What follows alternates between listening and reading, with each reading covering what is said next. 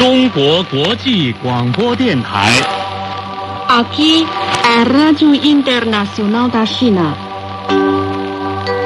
Aqui a Rádio Internacional da China.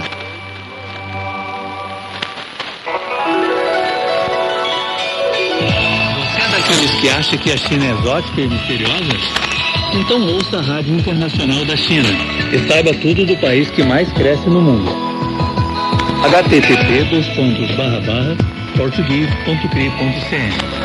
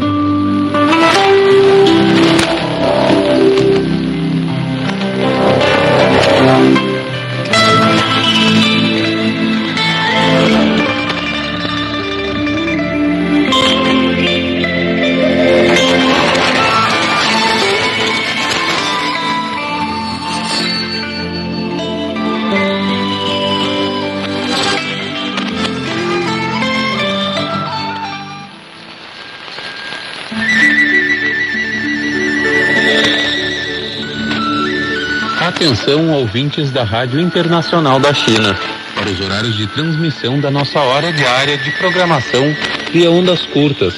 Para a Europa, às 19 horas, horário TMG, em 7.335, 9.730 e 11.750 kHz. E às 22 horas, horário TMG, em 6.175 e 7.260 kHz. Para a África, às 19 horas, horário TMG, em 5.985, 7.205, 7.365, 9.535 e 9.765 kHz. Para a América do Sul, às 22 horas, horário TMG, em 9.410 e 9.685 kHz. Às 23 horas, horário TMG, em 6.100 kHz, 13.650 e 15.600 kHz. E à meia-noite, horário TMG, em 6.100 kHz, 9.710 e 15.600 kHz. A transmissão de meia hora para a África é a partir das 19h30, horário TMG, em 11.640 e 13.630 kHz.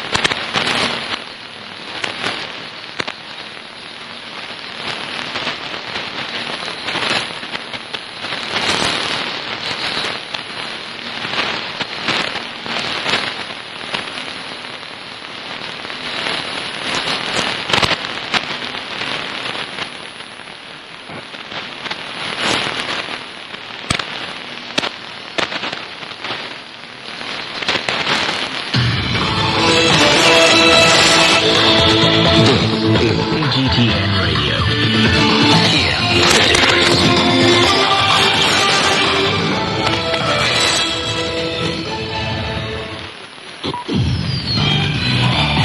About the news, I'm Kalu.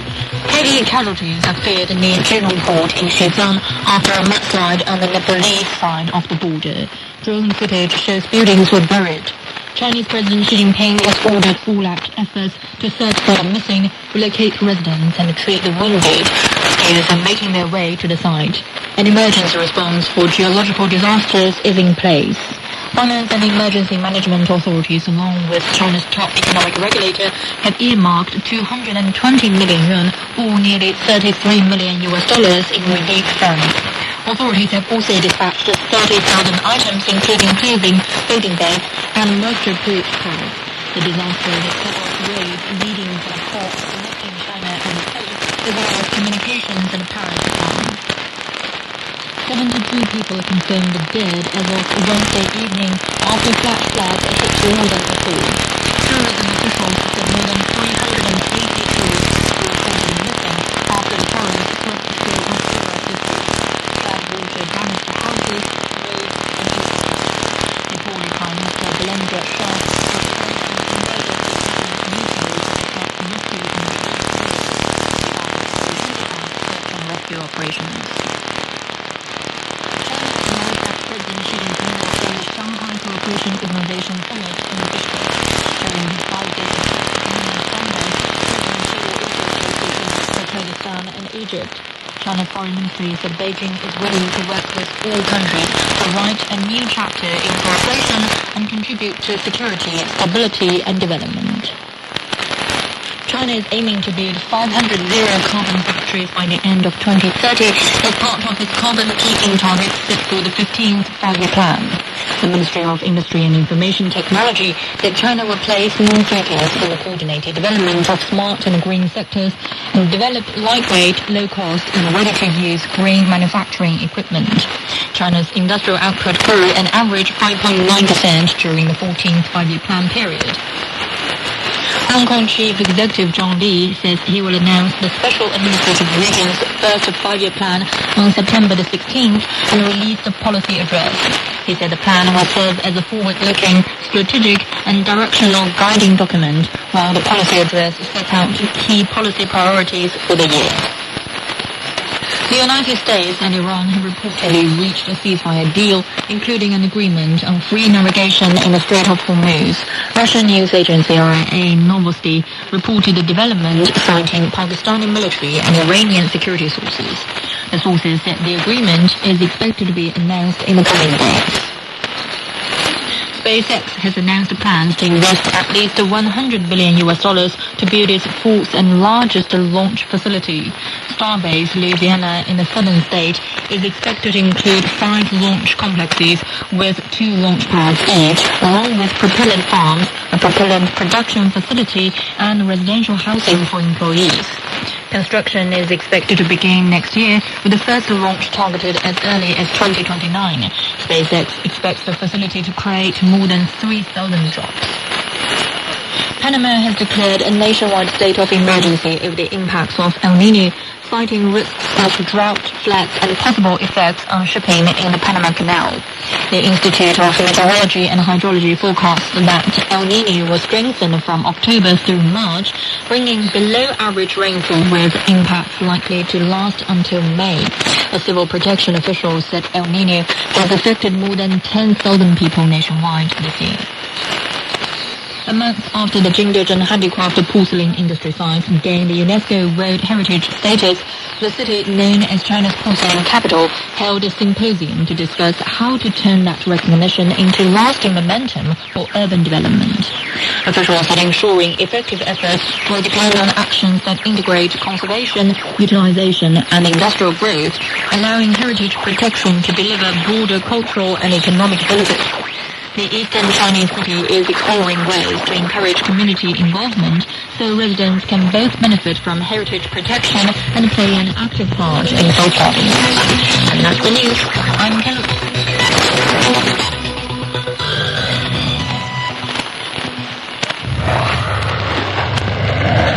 From epic tales of mystery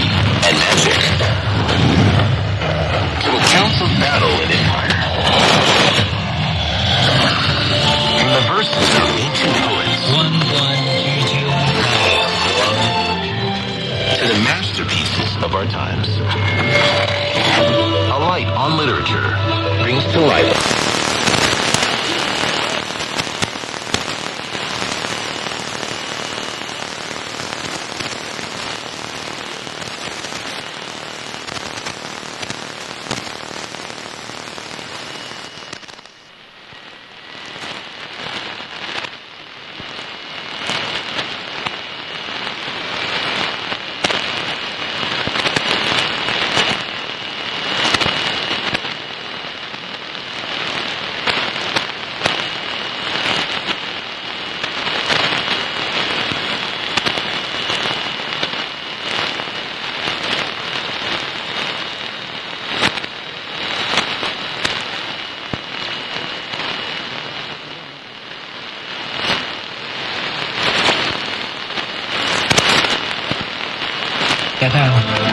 Via this work, readers can relive the quiet village life of Chang's childhood, the fast-changing urban life of his teen years, and the impact of his growing awareness of Western thought, as well as the years of studying abroad that would shape his thinking.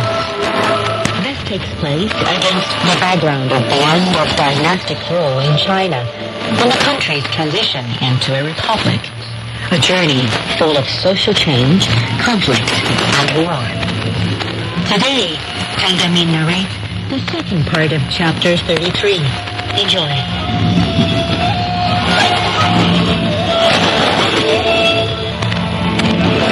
Chinese food is rich in its variety because it is always ready to absorb alien elements. Western food is comparatively simple because it is, I think, not so ready to take in foreign materials. Tea was indeed introduced into Europe from China centuries ago. Spices were introduced from the East, and in search for a shorter trade route to India, Columbus happened upon America. Worcestershire sauce, I am told, was developed from Chinese bean sauce. Aside from these, Western food has remained untouched by Eastern influences. Chop suey houses are found by the hundreds in America, and Americans are quite fond of chop suey, but know few other Chinese dishes. On the other hand, China keeps on absorbing more and more alien elements, sometimes sensibly, and at other times rather indiscriminately. Not only food, but clothing, shelter, ideas, social customs, and so forth.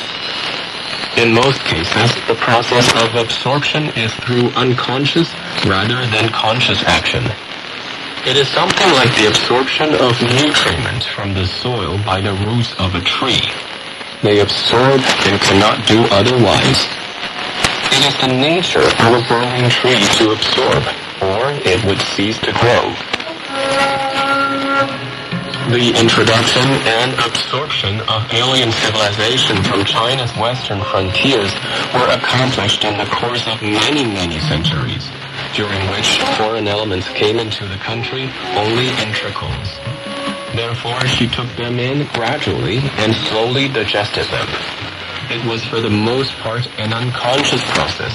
It did not change the main course of Chinese civilization, but was something like the attraction of a magnet for iron particles. They cluster around it, but the magnet does not change its position. Western civilization, on the other hand, came to China's eastern frontiers by sea in torrents, in all its fierceness, speed, and magnitude, and in the short span of some 50 years. To try to absorb Western civilization with all that the French and Industrial Revolutions had contributed to it was like gobbling up many days' food supply at one meal. Naturally, China suffered some discomfort, not to say unbearable stomachache.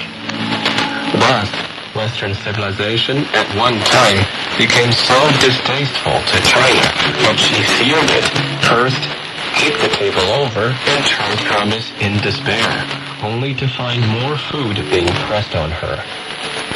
The reaction against Western civilization was a reaction against food after a stomachache from much overeating.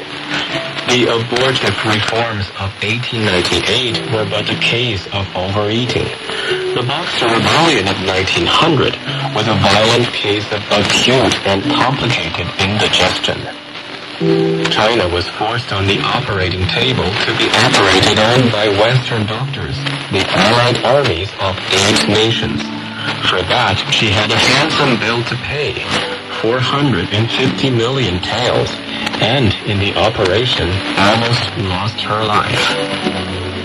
The doctrine of Zhang Zhidong that Chinese culture is fundamental and Western civilization is supplementary is no more than to say that a sound stomach is more important to health than the foods it is to take. So China tried to move cautiously, measuring her steps instead of lengthening them. But the tides of Western civilization would not wait for her. They lashed her eastern shores, overflowed into the rich Pearl and Yangtze valleys, and rapidly extended to the Yellow River Valley. She had to go on taking more imported food in spite of her recent serious upset. By 1902, the students who had the best appetite caught up with the spirit of the times and revolution against established authorities, educational, political, and moral, as well as intellectual, became the catchword of the rising generation. Burdened with the legacy of the past, which seemed to them at the time no more than the dead hand of a bygone civilization, the receptive mind of youth took so enthusiastically to Western ideas as to offset the influences of tradition. Soon after the opening of the 5 treaty ports, China had established arsenals, dockyards, machine shops, schools of foreign languages, had translated books on elementary sciences, and sent students to study in America. Being defeated in various wars of self-defense against Western powers, she started to build a navy. A small navy was built, indeed, only to be destroyed by Japan in 1894. Japan could not endure to have China have a navy. Failing this, China went a step further by taking up the reform of government, army, and education. The imperial government at Peking began to prepare for the adoption of a Western constitutional form of government. It established new systems of education, organized modern armies and police, and sent large numbers of students to study abroad. This may be regarded as the first conscious effort in history to absorb a foreign civilization on a large scale, and it had far-reaching consequences in China's national life. The reforms in education were the most important because they were the best planned with most foresight and dealt directly with the rising generation whose minds were least fettered by traditional ideas. Later, when the students of one school generation grew up and came into power, they adopted more Western ways, and consequently those of the succeeding generation were in a better position to absorb more new ideas. When these came to power in their turn, they went still further in westernization, and more new measures were introduced into the government, army, and schools. Thus, each new generation was more modernized than the previous one.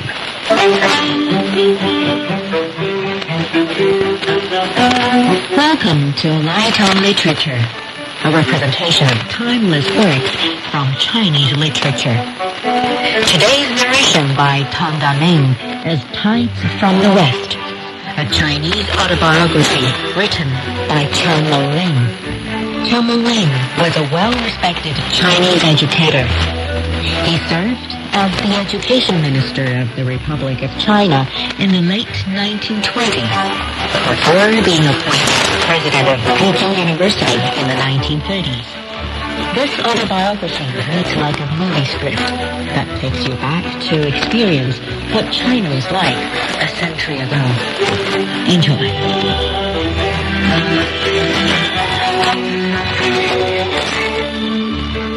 The 1919 student movement in Peking, the emphasis upon science and modern democratic ideas by professors of the National University there, and the literary revolution sponsored by Professor Hu Shi were the beginnings of conscious effort to absorb Western thought, hitherto limited mainly to the industrial and political spheres. This effort came nearer to the heart of Chinese culture, and with it, a new leaf was turned in the cultural history of China. For by this means, China has been trying to catch up with the advancing tides of the world. Chinese civilization, with compass pointing to the west, have gradually shifted its course to meet the main currents of Western civilization, and in the next 50 years, while still retaining its own characteristics, it will flow in the common channels of the coming civilization of the world. So far, China has already received much benefit from Westernization. The freedom of women to be on equal terms with men in social activities, to marry and remarry, and to have their feet unbound has been gained through the influence of Western respect for women. Western medicine has prevented plagues which wrought yearly havoc among the teeming millions. Painless operations have relieved the suffering of thousands of people. Machinery and inventions have improved means of production and contributed much to the enjoyment of life. And it goes without saying that modern weapons of war have also helped people to kill more and to be killed. Modern science has widened the scope of knowledge. Scientific methods have been carried into the study of Chinese history, philosophy, and literature. Above all, the old superstitions in which people used to live are giving way to the enlightenment of scientific truths. The greater our capacity to absorb Western ideas, the more our civilization will be enriched. Poverty and disease, twin curses of Chinese national life, will gradually disappear in proportion to the extent and thoroughness of China's modernization. To me, in this respect, modernization and Westernization seem inseparable, if not identical, since the process of modernization began in the West and has gone forward without interruption. So China cannot get one without getting the other. In a way, modernization has been as much imposed upon the West as Westernization upon China. Wherever the spearhead of modern invention passes through, it changes the means of production, creates problems of distribution and control, and thus gives rise to new problems. Men must adjust themselves to changing conditions, the constant changes of environment and adjustments of man to them impose a progress on him. Imagine yourself looking down on Europe after the French Revolution. You would see that there had not been much visible change on the surface of that continent since the Roman Empire. But if you took another look half a century after the Industrial Revolution, the changes would be quite noticeable. After still another half century, you would find networks of railways covering the surface of all Europe and America too, with trains crawling on them like thousands of centipedes. Here and there, factories with chimneys sticking up would cluster in the large industrial centers like fantastic beehives. Steamboats carrying manufactured goods would be shuttling in and out of harbors, ready to bear the finished products of the factories to all the corners of the earth. These same steamboats half a century ago brought to China the lucifer matches, pelts, kerosene lamps, toys, and other useful and ingenious foreign articles that I played with in childhood in that tranquil village. The innocent and unconscious absorption of these curious things was the beginning of the great change that was to bring China in line with the trend toward modernization, with all its accompanying sufferings, turmoils, and perils, and with the rapid disappearance of the pleasant, tranquil life of old China. Heretofore, the absorption of foreign elements, conscious or unconscious, had enriched the life of the people and led to no complications. With the absorption of modern Western manufactures and systems or ideas, trouble began to spring up. Like the modern sulfa drugs, they cure diseases but sometimes cause serious reactions which may prove fatal. To absorb Western civilization with less violence of reaction is the problem China has yet to face. It calls for experiment and scientific research, which again are Western products. Machine tools to make all modern machinery, mental, social, or industrial.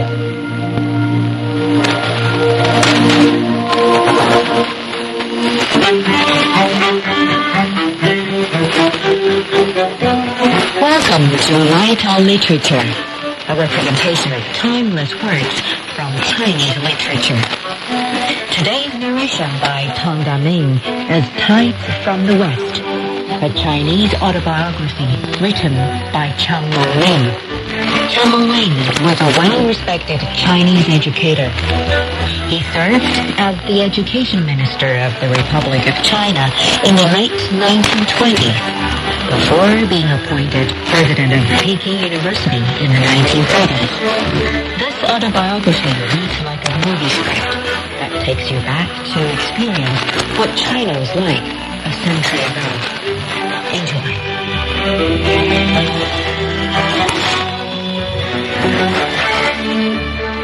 Morals and intellect.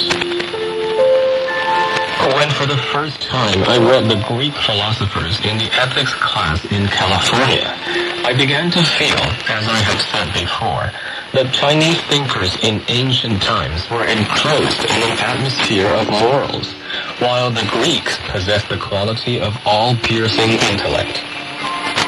As I read more books on Greek life and culture, it became more clear and convincing to me that some such striking contrast did exist between ancient Chinese and Greek thought, and that among other causes, this was probably the main one for the divergence in development of Eastern and Western civilizations.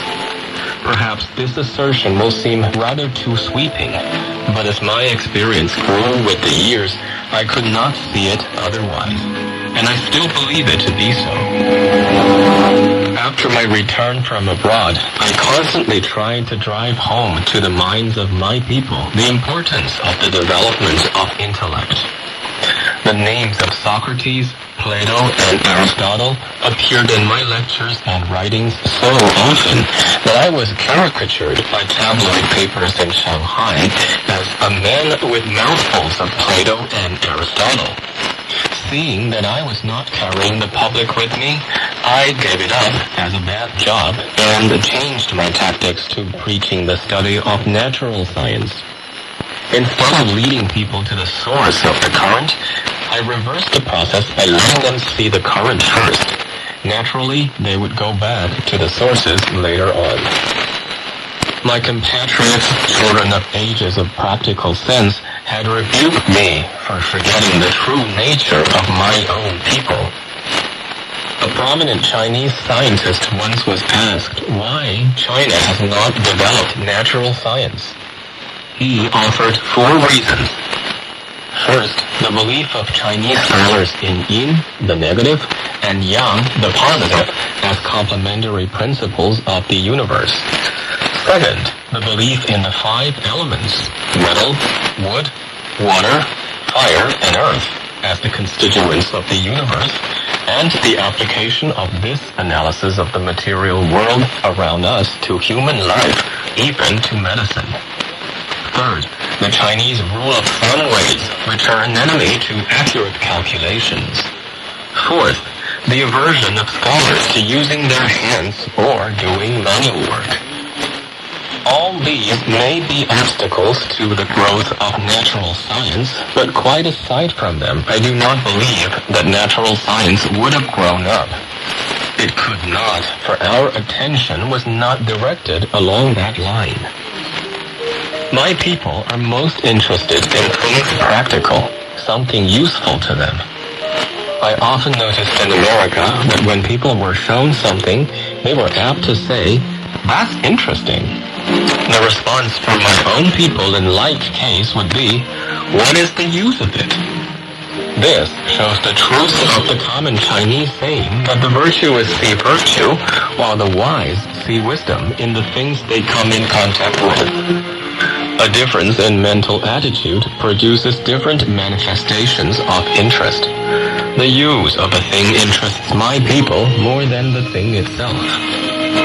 Chinese thinkers see all things in their relation to men, to moral applications, to artistic or poetic sense, or to practical use. The scientific thought of ancient Greece found its origin in Egypt and Babylon. Babylonian astronomy and Egyptian geometry, like astronomy and mathematics in China, aimed at practical applications. But the intellectual quality of the Hellenic genius was to seek the general truth in these sciences by generalizing and formulating their principles, a process which paved the way for the discovery of natural law. For the Greeks, there were two worlds, the world of the senses and the world of reason. The senses deceive us. Therefore, the philosopher should not trust his sense impressions, but develop his reason. It was not for its practical use that Plato insisted upon the study of geometry, but in order to develop the faculty of abstraction and train the mind to correct and vigorous thinking. Applying these powers to ethics and politics, Plato laid the foundation of Western social philosophy, and by their application in studying the reality of concrete things, Aristotle laid the foundation of physical science. For Aristotle trusted reality as seen through the senses. His was a great systematizing intellect which has left its imprint on nearly every branch of knowledge. For him, to know properly involved a correct use of the senses as well as of the reason. The advance of science depends upon development of both speculation and observation. From applied mathematics, Aristotle deduced certain general laws, the study and exploration of which provided a form of mental gymnastics, through which he disciplined a powerful and penetrating intellect. And by means of the same well-exercised intellect and right use of the senses, he created a system of knowledge which has been the foundation of modern science. Logic and the theory of knowledge were outgrowths of these same intellectual exercises which systematized Western thought.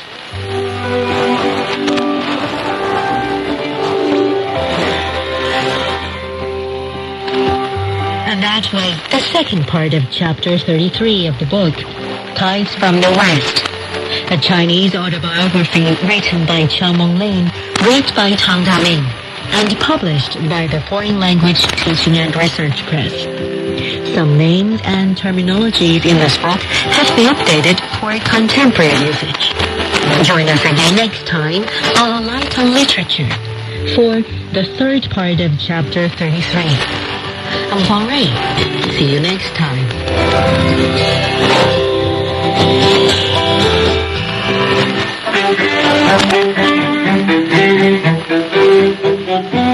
Welcome to Light on Literature, a representation of timeless works from Chinese literature.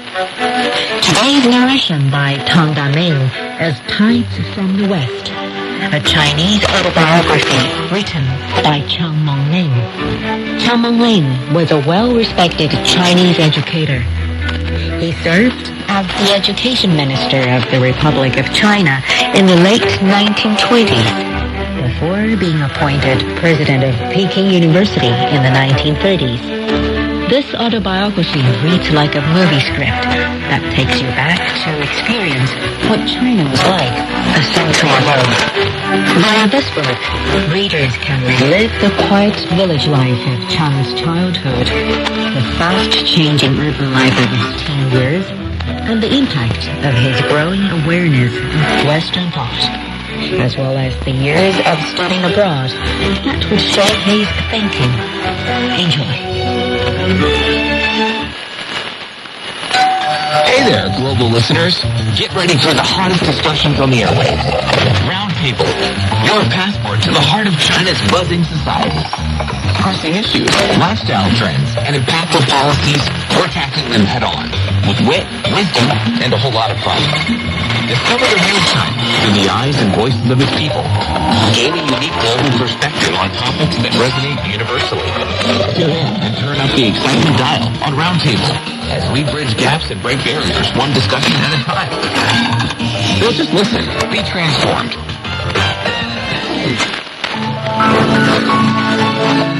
Want to learn about world affairs in a more laid-back and accessible manner? Join insiders, experts, and analysts in the casual setting of the chat lounge to hear their personal experiences and opinions on major events and trend issues. Subscribe to Chat Lounge for free on Apple Podcasts, Spotify, or wherever you get your favorite podcasts.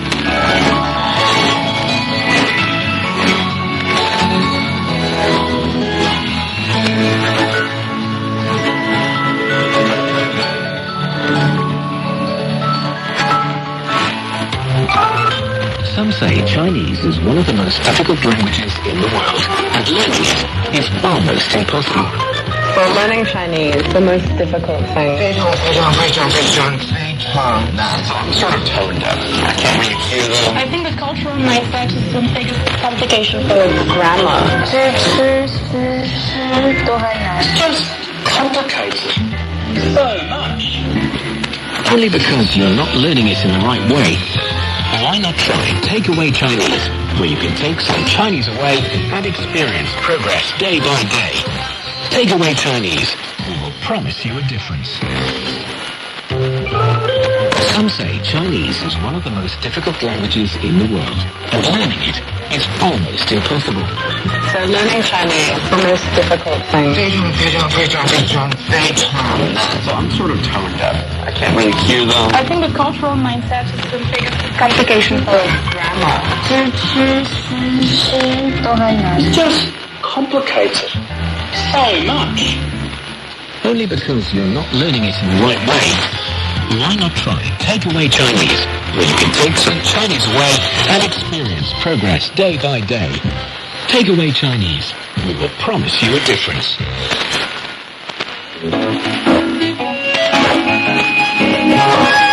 你好，欢迎收听随行汉语 Welcome to Takeaway Chinese. I'm Ellen with Mr. Tony Reed in the studio. Hi, Tony. New, what is going on? Well, everything's going on. I feel very lively and happy because, everything's going on. What's going on with you? How's your weekend?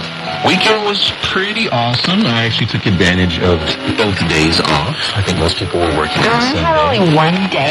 Yeah. So I had my Sunday off, so I just kind of kicked my feet up and worked on some other things, but it was just nice to just relax. Even though I only had one day off, I still had a blast.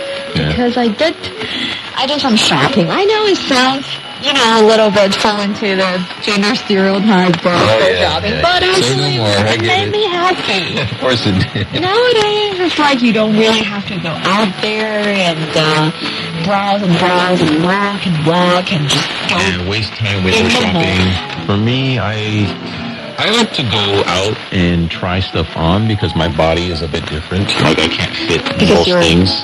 Very tall and handsome.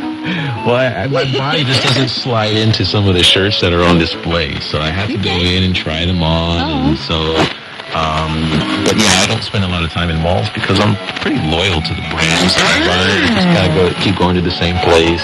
Have trust in the brand is something very nice, and we can talk about it for this episode. Sounds good. Let's do it.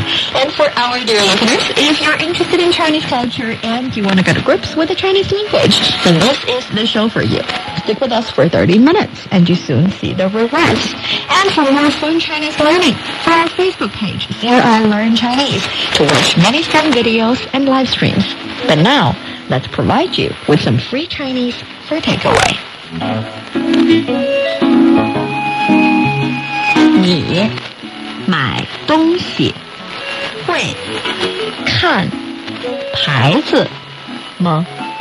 会，虽然说只买对的，不买贵的，但我还是对大品牌更放心。的确如此。那你了解中国品牌吗？以前我对中国制造的印象主要是便宜实惠，不过现在我觉得中国的高端品牌越来越多了。 Sounds like two indecisive people trying to size up certain brands. Yes, and also I think perhaps one of the persons is a expat living in China, since we're talking about the, image of Chinese brands or the impression of Chinese brands. It could be a fun conversation between you and me. Oh, yes, I will imagine so. All right, let's take a look at the conversation. For the first sentence, 你买东西会看牌子吗？ This is, do you consider the brand when you buy things? So, 你买东西. So this is, buy is 买, and then 东西 is something, right? Yes, so buy stuff. Purchase, buy stuff, go shopping, 买东西.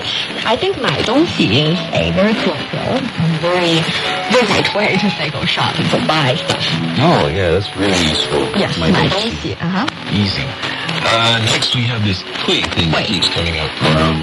Is this Ben? Or? 会 here actually means would.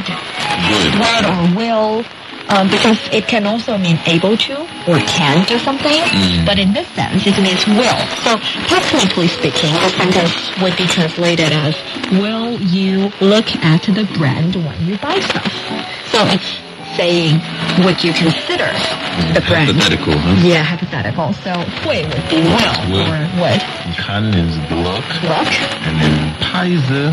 This is brand, right? This is brand, and it's a more colloquial way than 品牌. That's the thing in the Chinese language. I feel like most occasions you have the official word. The official word is mostly two capital words. Yeah. And you can use them in articles and official settings. And there's also the rather colloquial, rather casual way of saying things. And you use those things in your daily conversation. Here, 牌子 is a rather colloquial way of saying brand. 牌子, 好.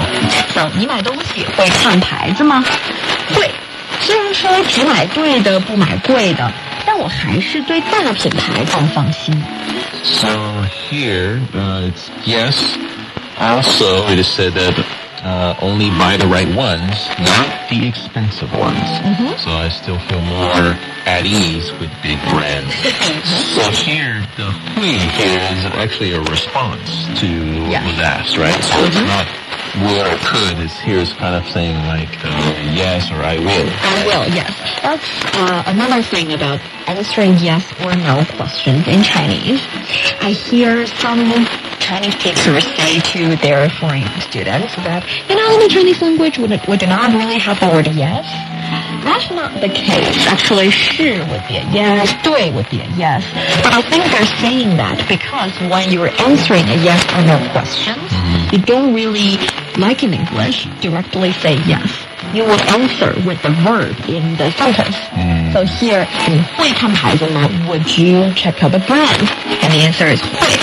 I will. And sometimes if you say 你吃饭了吗? Did you eat? Yeah, exactly. Instead of saying yes, I did, you say I ate. So 吃了.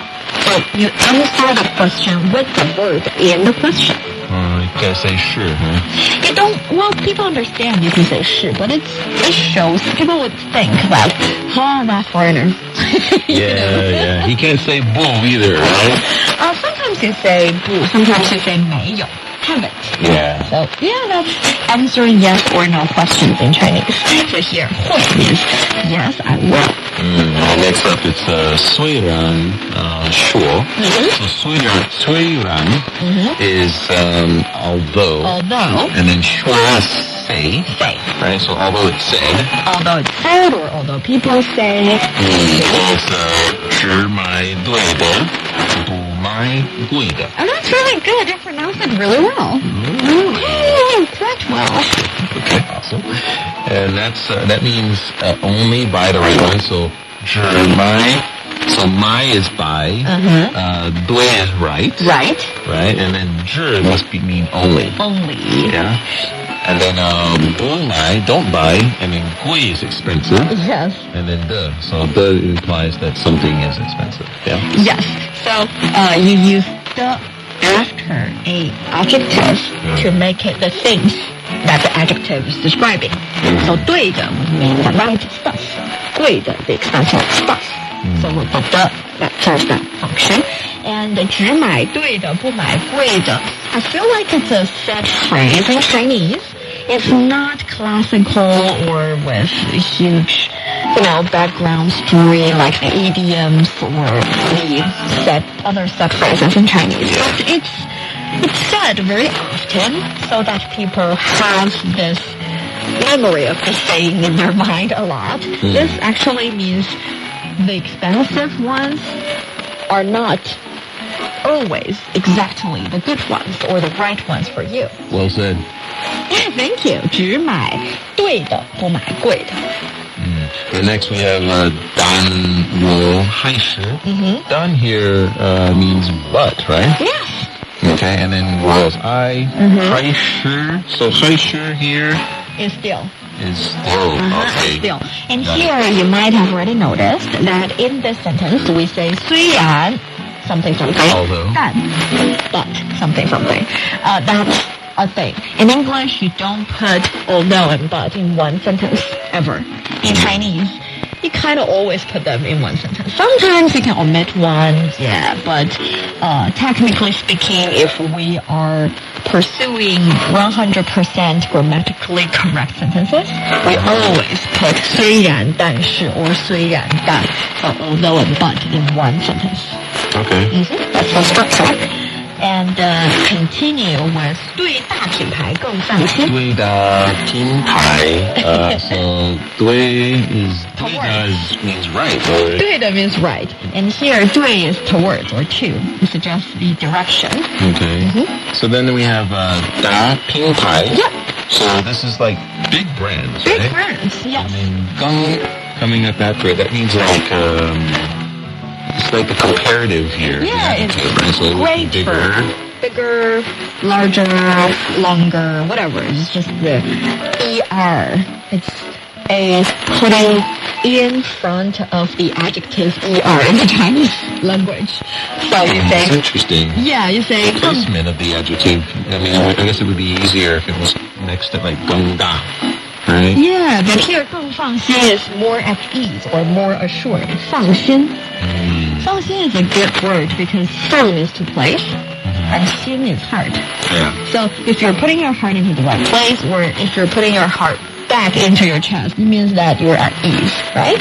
Wow. Okay. Yeah. Taking your heart out and putting it places. All right. 放心 would be assured or at ease. So I'm more comfortable with major things, basically. And then 的确如此。那你了解中国品牌吗？ That's true. Do you know anything about Chinese brands? So, 的确, right? Yes. So this one is like an agreement, like indeed or... Indeed, yeah. Okay. And then 如此. 如此. 如此. Perfect. 如此. So this is Like that. like that. Yeah, so 如 is like. 此 is well, 此 is actually this. So it's indeed like this. So you're really agreeing with the other person. So it's either one or the other, or do you have to say both? You often say both. You can say 的确. Yes. 的确. But 如此 is always like this, so you can't really say 如此 only. So 如此 it's like this. It doesn't really make sense if you only say 如此, but you can omit 如此 and just say 的确. We say 差不多. 差不多 is Depends on the context. Yeah, I don't think in this context it works because 差不多 is more or less, right? But here you're trying to agree with the other person really hard. You're using 2 words to agree with that person. So 的确 indeed, 如此 like this. So it's indeed what you said. It's really true. I agree with you. Okay. And then we have 拿你了解. Yeah. So I think now here is like then, right? And then me is you. Yep. And then 了解. This one is like to understand something. Yes. 了解 would be understand something, know something. Familiar with something. Familiar with something. It's like saying when you're saying 我认识这个人. I know this person. Yeah. It's I know this person. So here, when you say 了解中国品牌, it's of course we can translate it as understand or have knowledge about Chinese brands. 中国品牌 Chinese brands. Chinese brands. It's more like saying, do you have a comparatively further understanding towards? Do you have any exposure to it? Yeah. And now we have a really long sentence here. 以前我对中国制造的印象主要是便宜实惠，不过现在我觉得中国的高端品牌越来越多了。Okay, so this is in the past. My impression of made in China was mainly that they were cheap and affordable. But now I think there are more and more high-end brands in China. It looks long, but if we separate them or break them in words, it's not that complicated. Let's try. All right, let's give it a shot. So 以前, this is, I guess this would suffice for in the past. In the past. Before, yes, perfectly. Or I, 对. Towards. 对 is, in this case is towards, right? 中国 is China. 制造.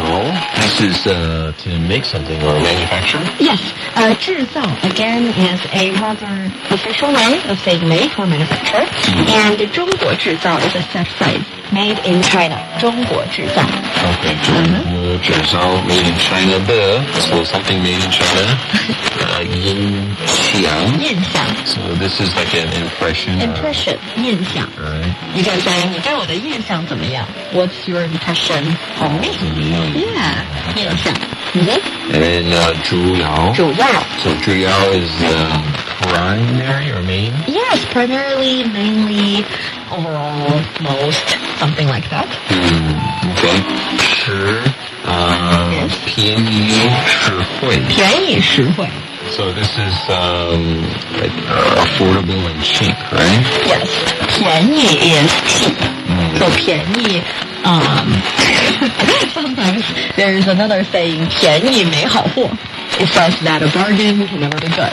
Something cheap is never good. 便宜 can never be good. 便宜 is cheap. 没 have not. 好 good. 货物 good. So cheap is always bad. But it's like we say, there are different sayings. People believe in different things. It's not always the case. But 便宜 actually means cheap. Inexpensive. And 实惠 is affordable. And also 实惠 carries the meaning that this is both inexpensive and quality. So we say 质优价廉. So 质 is 品质 the quality. 优 good. 价格 price. 廉 低廉 low. So good stuff with low price. 实惠. So 实惠 I would say is a positive word, whereas 便宜 is a neutral word. Okay. So 便宜实惠 cheap and affordable. Alright, so 不过 here is but. But. Yeah, another but. Yeah. Another but. Well, the thing is, 但是 is more like a hard but, whereas 不过 is a rather soft one. So it's like a... The conjunction. Yeah. So I feel like 但是 is like you're making a V-turn in the sentence, whereas 不过 is you're making a U-turn. It's more, Okay, it's a little more subtle. Huh? A little more subtle. Okay. 不错。我现在 now， 我觉得 I think Or I feel, of course. I feel 中国的高端 high-end 中国的高端 This is Chinese high-end 品牌 brands. Yes. 越来越 so this is getting better and better. 多了 so more. Yes, more and more. 高端 is, I would say, an easy word because 高 is high and 端 is end. Literally put together high-end product. 高端品牌 high-end brand. 越来越多 more and more. So 越来越 is phrase that we're quite familiar with. We say 越来越好 better and better. 越来越大 bigger and bigger. Yeah, 越来越多 more and more. So that's the conversation. Here we have 便宜实惠 as a expression. That means cheap and affordable and good product. So high cost effective. And we also have 高端品牌, that's high-end brands. I think we can use these expressions to talk about stuff, talk about, the market. Yeah, I think so. Yeah. You're listening to Takeaway Chinese with myself, Liu Hong and Tony. We would love to hear from you. Send us your thoughts by email to learnchinese@cri.com.cn. Coming up next, let's talk more about the Chinese brands and our impressions on Made in China. Don't go away, so you will take some Chinese away. Welcome back to Takeaway Chinese. I'm Liu Honglin, joined by Tony. So Tony, what is your impression on Made in China? 你对中国制造是什么印象? Because you've been here quite long and you buy things in China and you compare different brands. I'm just curious.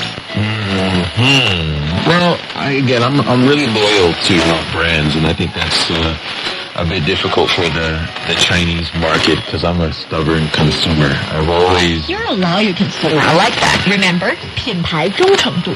Yes, 品牌忠诚度很高. Very high, yes.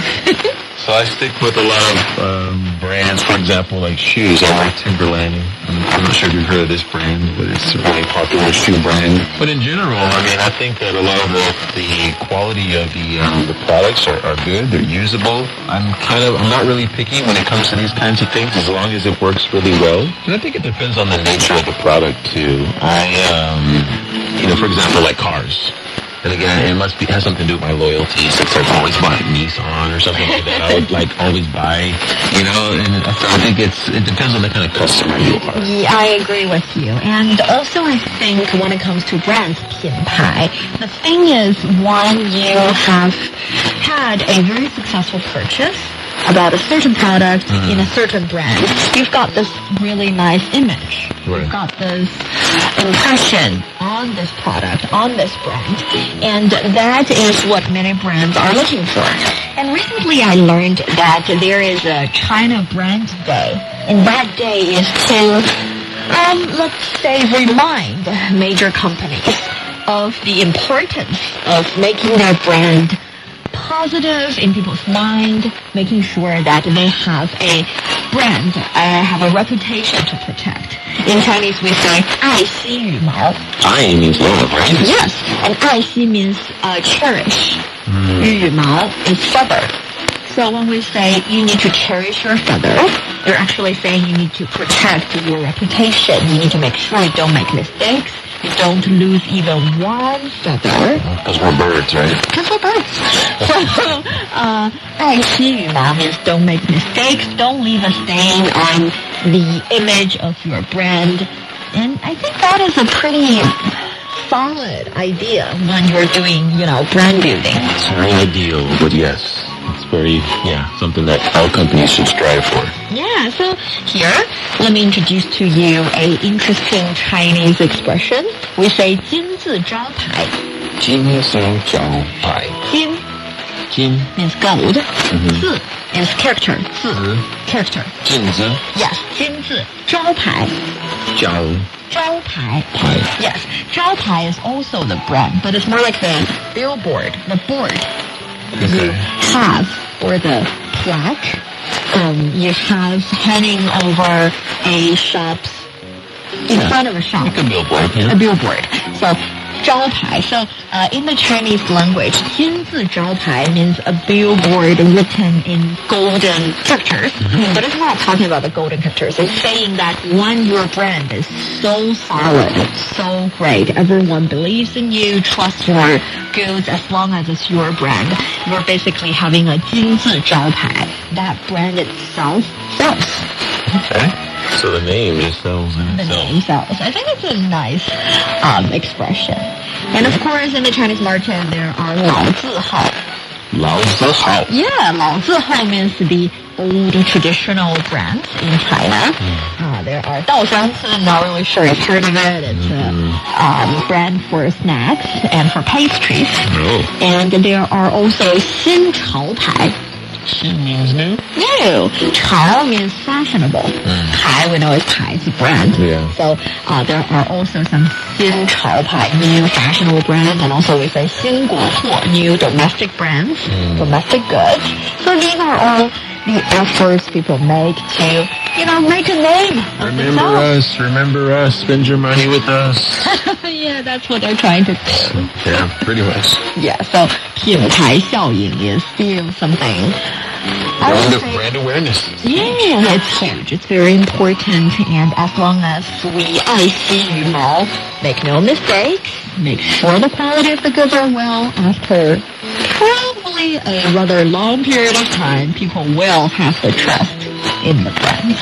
Yeah, here's hoping. Here's hoping, and all the best luck to all the brands out there trying to make a name for themselves. After all, if they're doing the job, we as customers would, benefit as well. Sure, absolutely. That brings us to the end of today's Takeaway Chinese. I'm Yellow with Tony here in the studio. For more episodes of the show, you can visit our website at radio.cggn.com and go to the column Podcast. You can also listen to the show and read the script there. Find us wherever you listen to your favorite podcasts, including Apple and much more. Just search for Takeaway Chinese. And don't forget to leave your comments, ratings, and questions. Thanks for listening. See you next time. 再见.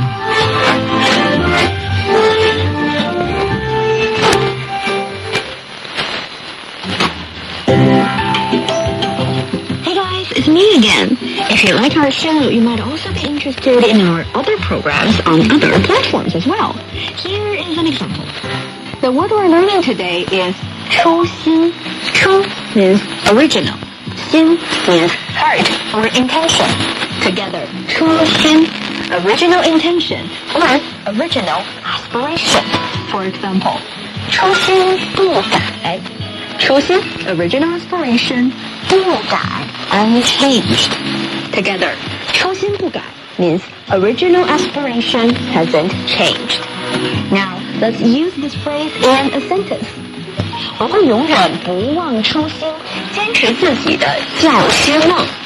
I will always follow my heart and pursue my dream of becoming a teacher. 初心 is the original commitment or aspiration that someone should bear in mind. Here is another example. 中国共产党一经诞生，就把为中国人民谋幸福、为中华民族谋复兴确立为自己的初心使命。Since the very day of its founding, the party has made seeking happiness for the Chinese people and rejuvenation for the Chinese nation its aspiration and mission. It is easy to define a mission, but difficult to remain true to it. And our life journeys ahead, only when we stay true to our original aspiration can we have the motivation to pursue our dreams. This is a short video series on our Facebook page and YouTube channel, Learn Chinese, on which you may find shows including More Than Mandarin, Old Wisdom, New Insights, and Yono's Bits and Pieces. Let's meet up there and share the joy of Chinese. From north to south, east to west, people in China are chasing their dreams and leaving their work. Want to know how they beat the odds and made a difference? Footprints brings you the true life stories of their journeys.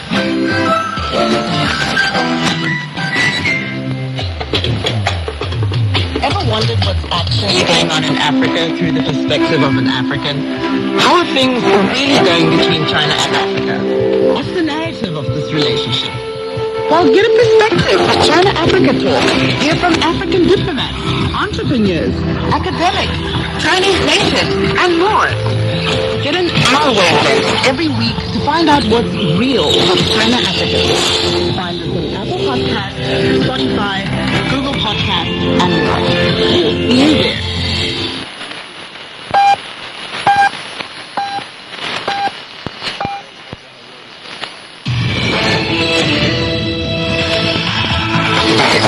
CGTN Radio. Here, the difference.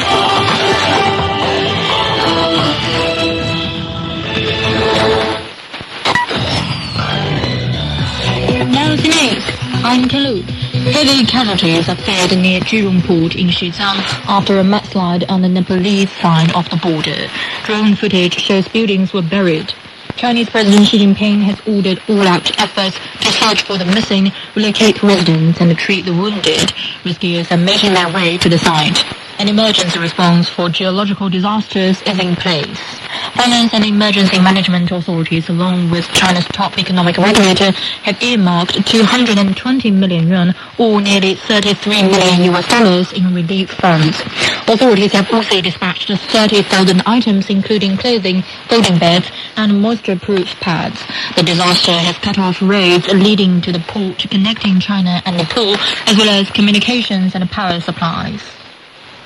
72 people confirmed dead as of Wednesday evening after flash floods hit northern Nepal.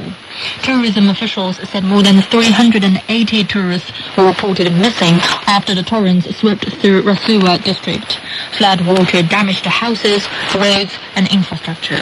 Nepali Prime Minister Bilendra Shah has called an emergency cabinet meeting to discuss rescue and relief measures. The army has intensified search and rescue operations. China has announced that President Xi Jinping will attend the Shanghai Cooperation Organization Summit in Bishkek. During his 5-day trip beginning Sunday, President Xi will also pay state visits to Kyrgyzstan and Egypt. China's foreign ministry said Beijing is willing to work with all countries to write a new chapter in cooperation and contribute to security, stability and development. China is aiming to build 500 zero-carbon factories by the end of 2030 as part of its carbon peaking target set for the 15th five-year plan. The Ministry of Industry and Information Technology said China will place more focus on the coordinated development of smart and green sectors and develop lightweight, low-cost and ready-to-use grey manufacturing equipment. China's industrial output grew an average 5.9% during the 14th five-year plan period. Hong Kong Chief Executive John Lee says he will announce the Special Administrative Region's first five-year plan on September the 16th and release the policy address. He said the plan will serve as a forward-looking, strategic and directional guiding document, while the policy address sets out key policy priorities for the year. The United States and Iran have reportedly reached a ceasefire deal, including an agreement on free navigation in the Strait of Hormuz. Russian news agency RIA Novosti reported the development, citing Pakistani military and Iranian security sources. The sources said the agreement is expected to be announced in the coming days. SpaceX has announced plans to invest at least $100 billion to build its fourth and largest launch facility. Starbase, Louisiana, in the southern state, is expected to include 5 launch complexes with 2 launch pads each, along with propellant farms, a propellant production facility, and residential housing for employees. Construction is expected to begin next year, with the first launch targeted as early as 2029. SpaceX expects the facility to create more than 3,000 jobs. Panama has declared a nationwide state of emergency over the impacts of El Niño, citing risks of drought, floods, and possible effects on shipping in the Panama Canal. The Institute of Meteorology and Hydrology forecasts that El Niño will strengthen from October through March, bringing below-average rainfall with impacts likely to last until May. A civil protection official said El Niño has affected more than 10,000 people nationwide this year. A month after the Jingdezhen handicraft porcelain industry site gained the UNESCO World Heritage status, The city, known as China's porcelain capital, held a symposium to discuss how to turn that recognition into lasting momentum for urban development. Officials said ensuring effective efforts will depend on actions that integrate conservation, utilization, and industrial growth, allowing heritage protection to deliver broader cultural and economic benefits.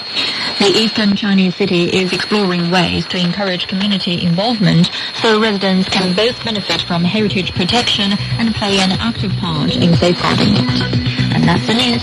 I'm Galu.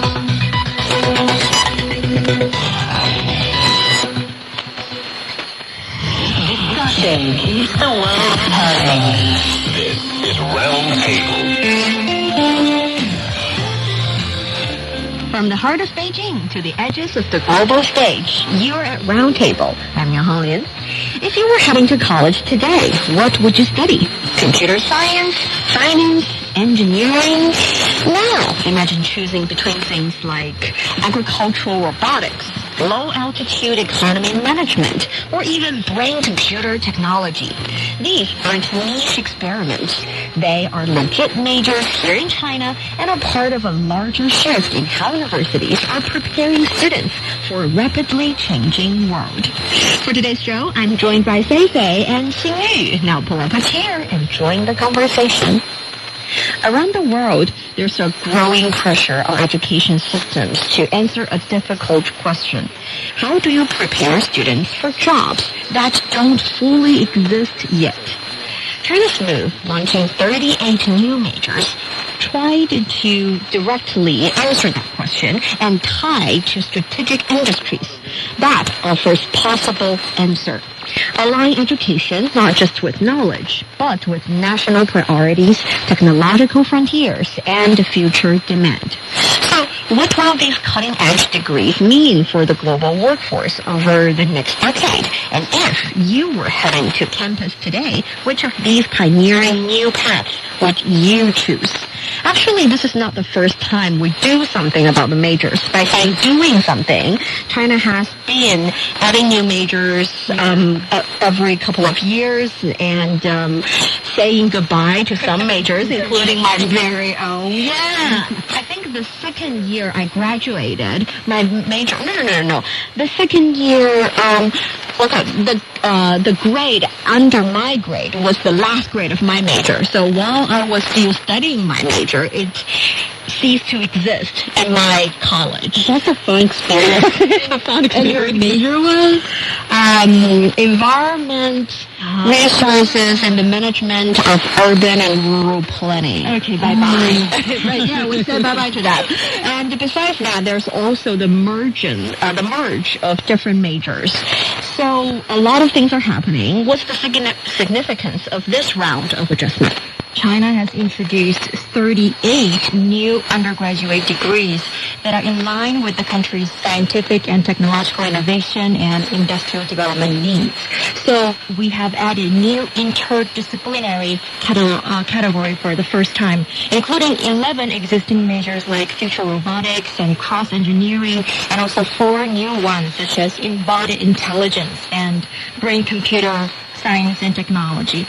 So all of these changes to better meet the needs of this fast developing society and also industrial needs, and also to cultivate better versatile talents. And also the scope of this time's new addition to the major list is also something noticeable. For example, the latest version of the catalog features more than 800 degrees in 13 categories. That means a ratio of more than 10% for the first time. And that means, well, for the past couple of years, as Hongmin mentioned, the Ministry for Education has been trying to keep up with all the changes in the job market. I think in the past, the ministry only would update this major catalog every 10 years.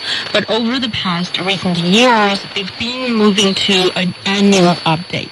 So you can see that, first of all, how fast the industrial upgrading is happening on the real world, and on the other hand, the educational system is trying to keep pace with development. But it's definitely very hard to prepare for something that you don't know what, you don't understand fully, and it doesn't really exist just yet, right? For example, I feel like I've just heard the keyword embodied intelligence just this year or earlier last year, and with this keyword emerging in the society or in the academic world, a new major is already here. So are we sure this is a good idea? What are taught if you're learning embodied intelligence, for example? What are some details? Are we really ready to design classes, courses for this major? Yeah, for embodied intelligence, I should first, explain this term, maybe. It refers to an AI with a body, whether it's a pair of eyes or hands or legs or a body, like a robot, but with AI's deep learning system or ability. And with this embodied intelligence, we have seen a lot of applications already, like a robot with like self-driving cars or home cleaning robots. They are very smart, and they can do a lot of physical tasks instead of just replying to your messages or just do the thinking and analyzing without action. They do kind of do the actions for these human beings. And now if we look at this major, there are already 9 top-tier universities across China. They're authorized and supported by the Ministry of Education to launch this program. And and well, that makes me thinking that when we're talking about college majors, first of all is, apart from the expertise of these 9 leading tech and science colleges can offer, what's also important is about the curriculum design, like what you actually are trying to teach to these undergraduates. I mean, they're around their 20s. You can't teach them about basic theories and also about the practical skills that they can use, for example, in self-driving that you mentioned. And so I went to Zhejiang University. That's one of the lists that's opened this new embodied intelligence major. And they said they will combine artificial intelligence, robotics with computer science, aerospace. So students will study technologies like this, like intelligent agents or robot navigation or perception, and then also gaining hands-on experience in areas such as robotics, such as autonomous driving or advanced technology in supporting healthcare or smart manufacturing. So you can see, first of all, it's more complicated to open up a new major in a university. And then second of all, how to make sure the skills you taught to students can be applied to the real world. And then third of all, as Hongli mentioned, are we sure about this new majors? I mean, what if it's sort of phasing out in about 5 years in the business world? What does that mean to our, college major catalog? And that means that also translates into the annual updates from the ministry as well, just to keeping up of the changing pace of the current world. But what's interesting about major designing and adding is that we can't be 100% sure. We don't really know whether or not this change would 100% go to the right direction. We cannot be 100% sure that 100% of the graduates from that major would go to the industries related to that major. And that is why most major design are based on, the direction is based on, of course, the direction of the development of the country, the society, and the industries. But the details, the curriculum, the designs are based on each university, which means even if you are studying embodied intelligence, as long as you're studying it, you're majoring in it in different universities, the curriculum, the actual courses would be a little bit different.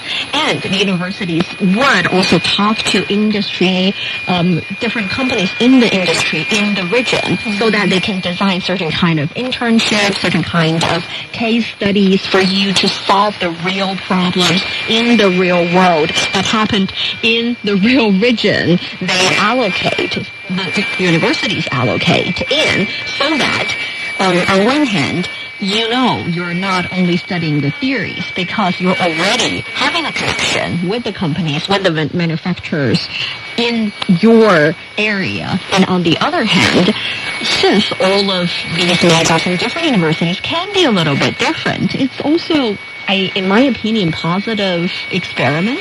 That is, maybe one university didn't do a good enough job. They only scored 80% in designing this new major, but it's still fine because there are 10 or 9 more universities trying out in different areas or in different directions. And that also goes to brain computer science and technology, which also made highlights in these years. I think our very own organization has been reporting on a brain technology interface, brain computer interface technology related story, and that is also closely related to the brain computer science and technology major. Yeah, basically brain computer science and technology means to let your brain talk to the computer directly, like whatever you think, and then the computer will catch that thought and then turns that or translates that into words or into action. So it sounds really cool, but what I've also witnessed is the emergence of interdisciplinary degrees, like launched just this year. For this brain computer science technology major, you can see that it incorporates medicine, computer science, electronics, mechanics, material science, all of these different majors all together to cultivate talents that can be work in this field. And it's written into the government work report this year, as well as a future industry to be cultivated. So students will systematically master the full technology chain of brain-computer interface, and also they will be provided a wide range of electives, like different courses, enable them to build a solid theoretical foundation and also develop practical skills to solve these complex real-world problems. So think about all the textbooks these students all need to study. I mean, they cover medicine, they cover computer science, electronics, and maybe even more physics, chemistry, I'm not sure, biotech. Yeah. So it's been I think it will be one of the very challenging majors out there, but also at the same time can be very rewarding. Because when I saw by the news of, China is giving out commercial approval to one of the first such implant technology here in China, I saw a case of a hospital in Shanghai collaborating with a tech company to develop this brain computer technology, which is in help with somebody with very limited mobility to be able to type, to be able to play chess, video games, and talk with their families, and also control his own wheelchairs and move around. It's a very touching promotional video. It's a promotional video of this technology, of this corporation, but also very touching to watch that person being able to finally communicate with his family, not just by blinking his eyes, but actually typing out words that his family members can understand. So that's why I think one of the reasons why the work report included this kind of technology. And that also made me thinking about all the other new majors being added this time. For example, when it comes to agricultural robotics, it's also kind of new, but I know it can be confusing to some of the listeners out there, like the robots that can be used in agriculture fields. We've already have a lot of the machines on the fields now, but why are we opening up another major in this regard? I talked to one of these experts working on developing a robot for banana picking. That currently most of the banana picking around the world is done by farmers in mostly developing countries by hands. And it can be very dangerous because you need to, first of all, working in very hot weathers for a long time. You need to work with very sharp knives, and often the times they get hurt a lot. And in developing countries, they have limited resources when it comes to medical care, when it comes to other things. and they are trying to develop a robotic hand so that these farmers no longer need to cut the bananas themselves. But these machines can come in to help. And I think that's also another touching moment when I talk to these scientists, is that they're trying to solve the problems that most of us have no idea exist.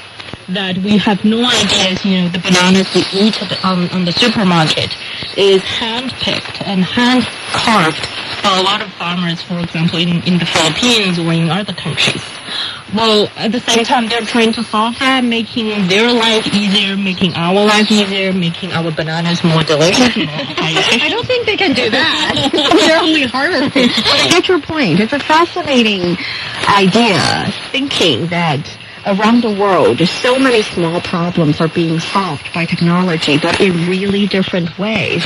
And in order to solve that one problem, for example, when it comes to banana picking, maybe you need your robots to be vigilant enough so you do not squeeze the bananas. We do not want to bruise on the banana we eat. But at the same time, in, for example, Yunnan province, in Guizhou province, I know robots are being used to pick tea. When it comes to tea picking, it's a different type of versatile. It's a different type of vulnerability we need to be cared about. The robots need to be cared about. But all these technologies, one, you link the technology with a real-world problem. Most occasions, you can find a solution. You just need to identify the problems first. And that is why by adding these new majors, we are offering the world more talent to be able to solve these real-world problems. Any particular major that got your attention? For me, I've looked through the list of the new majors, and what got me interested is the one called urban renewal. It means as the cities grow older and become outdated, there are going to be a lot more problems happening to these old neighborhoods. So urban renewal means to fix those problems and to upgrade those facilities, infrastructures. And for me, if I could just choose once again my own major, probably I would choose the urban renewal one, so that maybe in the future I could help the city become smarter and also more livable. That's interesting. And a lot of these majors actually covers a lot of disciplines, traditional disciplines that we have in mind. For example, when it comes to urban renewal, I think maybe a lot of their courses will cover urban planning, but also at the same time could also cover something about communication, because when it comes to urban renewal, one of the key factors in play is to communicate with the neighborhood, with the community, to make sure that what you design, what you have in mind are really meeting their demands. And so another, I think, would be very interesting is the nuclear medicine engineering. I was like, that's a major? Nuclear medicine? Yeah, nuclear medicine. How has that radioactive? Yeah, in fact, these kind of radioactive technology can be used in, first of all, developing new medicines, can also help him with develop more advanced equipment, for example, in scanning or in treating tumor, in treating cancer. So you never know. It's also by learning these new majors, I think I'm learning new things about what's happening on the world as well. Yes, and you mentioned the fact that, well, seeing you mentioned it as well, that there are many interdisciplinary majors here. And we know different universities here in the country, especially the very developed ones, have tried different ways. They have merged different majors already in the second year. For example, you don't have to choose your major in the first year, but in the second year you can choose two, kind of like creating your own major by combining those two, and different types of plans. So in this case, we are very officially adding new majors. So what do you think would be the perks of such move? Or with this drastic change in major setting, what are something that we're missing, that we haven't discussed yet, that are driving this new change? Well, I think first of all is definitely we touched on this on previous episodes, and also previously in this discussion is about this gap between what's been taught in school and what's been, the jobs that we can get. For example, when Hong talked about her major, environmental resources, Not there anymore. I can sense that it's one of the steps that your college is trying to do is trying to see, what's happening in the real world and make changes to this major. Maybe your major didn't work out, but maybe there are some other majors that are working out pretty fine because, engineering, when it comes to environments, when it comes to engineering, that's also one of the hot topics in recent years. And also, I think starts thinking about my own major, English literature. It's a fun major, and one of the majors that a lot of people believe would be phasing out of the educational system very soon because of the AI technology. But you never know. Right now, a lot of the students coming from our major is helping with tech companies developing large language models in AI companies, and because we know about the linguistics, we know about the contextual structure of how people communicate, and so you never know about the future development. I think it's more about a step-by-step effort that you sort of need to keep coming back and to see whether there's are new adjustments you need to make to keep up with the world. Yeah, and this just got me thinking. You mentioned to keep up with the fast-developing society, for 3 times. So when we as students who have just completed their college entrance examinations, they're going to apply for the majors for the universities. And how should they choose? Should they choose the majors they have bright future prospects, or the majors, the ones that they have genuine interest in? Well, that's a tricky question. It depends. It totally depends. And when we talk about universities trying to keep up with the changes in the society, in the industries, that's one side of the story. Another side would be that many universities or the designers of these majors in, for example, Ministry of Education, yes, they are thinking about how to help the young graduates find a job, secure a place in the industry. But at the same time, they're also thinking about, we have been being the role of adjusting ourselves to make sure we meet the needs of the industry. But at the same time, maybe we should also try to fill the role of those who are guiding how the industry is developing too. Because if we have enough young talent knowing the kind of knowledge in different majors, that they can be inspired to create new things, to think about the kind of problems, or to find ways to solve the kind of problems that have been existing in the traditional industry for quite a long time. Maybe they can change the trajectory of the development of different industries and different companies. And that role is, if not more important than only coping with the changing world. So do you think these new majors would support traditional industries and even national resource security? Do you think it's a necessary enough move to make these kind of changes all the time, and nowadays even annually, if not every couple of years? Yeah, definitely. We've talked about farming. So in the traditional sense, it's all about human labor. But nowadays, the country is pushing for the development of agricultural modernization, and we have seen the automation and all kinds of smart devices being put into play in the field of agriculture. So all of these measures like agricultural robotics, they're designed to bring this automation and smart technology to the farms so that we can free the hands of these farmers and to save human labor. And meanwhile, we can also improve the productivity and efficiency of farming. So it's a So when we, and also I think Hong Yin touched on something very important. When we're talking about these kind of majors, they're of course either both the Ministry of Education and also the universities themselves. We're trying to teach as many skills to the students as possible, and these skills should be linked to the real world problems as much as possible at the same time. But you never know. You can never keep up with the real world changes all the time, especially when it comes to a big system like an educational system. But I think what you can teach and stay with the students is about spotting a problem and trying to solve that problem. And I think that can translate to all these different kind of majors, either being added to this catalog this year or last year or maybe in the future. They are spotting one of the problems, like the agricultural robots that we talked about, and also another major like deep underground engineering.